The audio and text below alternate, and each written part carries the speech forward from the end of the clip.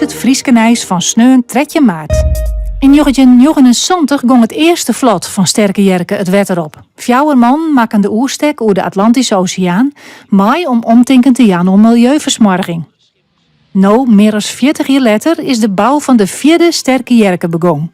Ja, dat is kikker voor ons. Ik bedoel, je hebt tijd naar uitgekeken en ondanks corona, alle tegenslagen die iedereen in het leven heeft in Nederland op dit moment of wereldwijd, die hebben wij natuurlijk ook een beetje. Maar het is begonnen, je ziet het ziet er fantastisch uit. We zijn apetrots.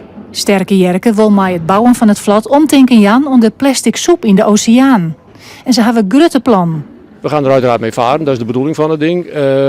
Kan ik uitleggen dat als hij klaar is en wij denken dat het zo'n beetje half augustus, eind augustus is, dan dopen we hem in Leeuwarden en daarna gaan we de Waddenzee op. De komende 2 jaar willen we de Waddenzee op om met scholieren van de Waddeneilanden, jongeren te gaan varen op de Waddenzee. Het avontuur meemaken op zo'n vlot en daarnaast educatief, want we gooien die Sterke Jerke op een zandbank, op een zandplaat en we gaan daar microplastics laten zoeken door de jongeren. We hopen ze daarmee bewust te maken, een stukje milieubewuster van de enorme plastic vervuiling die er in de wereld is. En we hopen dus de jongeren daarmee te enthousiasmeren om beter om het milieu te gaan denken. Wij denken dat er nog 83 achteraan komen, maar dat is een grapje natuurlijk. Gezien onze leeftijd zal dit ongetwijfeld de laatste zijn.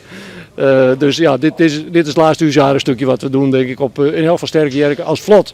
Dus we willen het stokje overdragen aan de jongeren en daar beginnen we dus mee straks op die Waddenzee. Maar uiteindelijk geven we het helemaal over en dan gaan wij achter de rollator, achter de granium zitten. Op 6 mei gaat het vlot het wetter op dat het verder aanmaken wordt. En 1 augustus moet het klaar wezen.